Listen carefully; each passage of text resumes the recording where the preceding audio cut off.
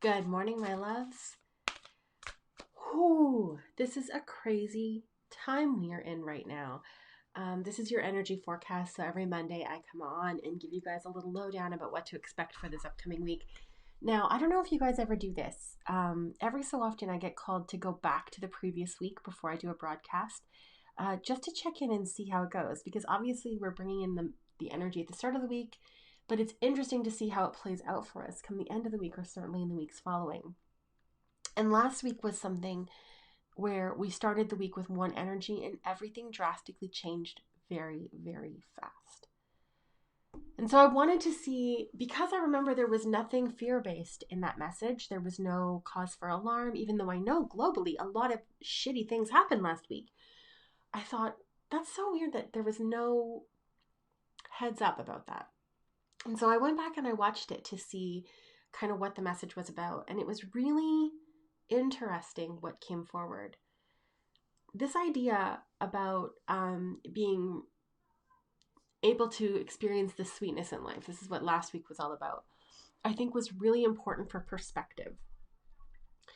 I know myself, when everything changed last week, I really got to a place where I was feeling like everything was being taken away from me, where I forgot that I actually have a lot of say in what happens in my life and how I conduct myself in the world. And I had like some pretty serious pity parties. And I feel like that message was actually to help us through those times so that when we are feeling like we have to pull back or when we have to cancel our plans and where everything is not going according to plan, where we're actually focusing on the things that we do get to do. So when I think about that I think about the beautiful meals that I've made at home instead of going out. And I think about, um, just being able to connect with my husband with a little bit more presence instead of us, being wrapped up in the to do, and everything else. There really was an opportunity to experience that real sweetness that last week was talking about. So there was a little part of me that was like, hey guys, like, thanks for not giving me a heads up that the world was going to go bananas.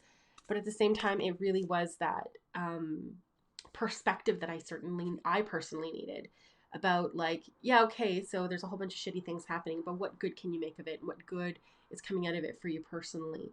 And once I was able to see that and I was able to recognize the good things that came out for me last week, it really did shift um, how I'm viewing, like, we've been on self quarantine for a while now, probably about a week.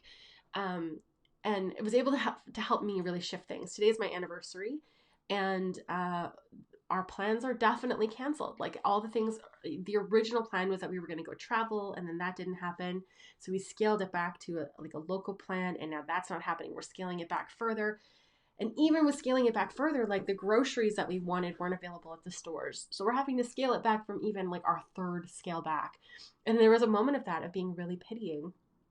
And now I feel like I'm in this space where I can go, okay, cool. Well, then, like, what can we do? And what are we going to do instead? And what can we do differently? Because we already have like a really close relationship. So it was like, how can we shake things up so that we're not doing the same old and falling into patterns? And I think that's been the best part about this, has been the pattern disruption, because it's really easy to get caught in a rut. So I do invite you to go back and rewatch last week's energy forecast, now that the world has changed so drastically, and see how that message lands for you. Because I do think that if you are feeling a bit bummed out, or fearful, it might give you just a little bit of hope to shift the perspective that you need so that you can feel better about the coming weeks, because this isn't over yet at all. Okay, so that was all like a last week recap, which I don't usually do, but I felt like it was really important. So let's see what the guides have got for us this week. We are back to using the Kyle Gray Mega Deck, so it's 2 decks smooshed together. And we'll see what they've got for us here.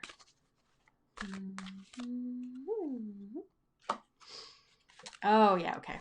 So we've got Brigid. Let me just get that there. I've got all these lights everywhere, so everything goes a bit bananas. When we are in times of uncertainty and I'll call it chaos, and when things are really challenging, we get to find out what we're made of. It is not the person who has hoarded the most toilet paper who is going to be victorious at the end of all of this when the dust comes back and settles down. It's going to be the people who were able to recognize new strengths within themselves and what they were capable of. We live in a relatively cushy society right now where we can order things and have them delivered to our door, and where we are in a state of instant gratification even on the entertainment front. It is easy to get complacent. It's easy to get lazy. It's easy to fall into the state of convenience. And while that's a super comfortable place to be, particularly when everything is going a bit bananas on the outside, we actually forget how strong, how capable, and how powerful we are. And this time, as hard as it is in all the different ways, is that reminder. It's shining the light on our capability and what is possible for us. And when you strip away all of the conveniences, that's when you get to see what someone actually has at their core. And so that is the energy of this week. There is this feeling of being forged in fire, which is my least favorite experience. But they just showed me the example, like the messenger of the phoenix, who, burns, falls to ashes, and then rises again. So there is that feeling of phoenix energy. There is that feeling of things being really challenging. But through all of that, the nugget, the kernel of goodness through all of it is our own claiming of this power, our own recognition of what we're made of, because we've forgotten, we've gotten busy, we've gotten distracted, we've surrendered that power away a lot, actually, because we even give it away to these conveniences, to making life easier and simpler and whatever. And this is a reclamation. There is a lot of, like, I feel the fear in the world. It is palpable. It is uncomfortable.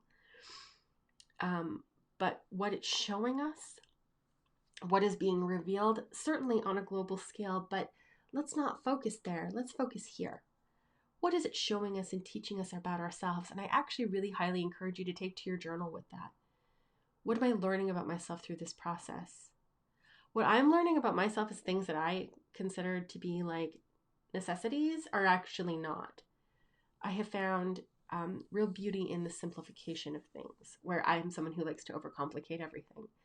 So sit with that. Look at what you're learning about yourself, and specifically around your strength and your capability, and claim that now. Because it's not just going to be what is left once the dust settles from all of this. It's going to be the thing that perseveres. It's going to be the thing that pulls you through all of this. So that is your message for this week, my loves. I do highly encourage you to go back and watch last week's as well. Get just a little bit of a reframe for everything that's going on, because it just went so different so fast. It will give you some new perspective, and then come back and sit with this one and see what you can get. Sit with your journal. What can you learn about yourself through this process? Because you are stronger than you know. And you're going to be able to carry this with you long after this epidemic is over. Okay, I'm sending you so much love. Take care, my sweets.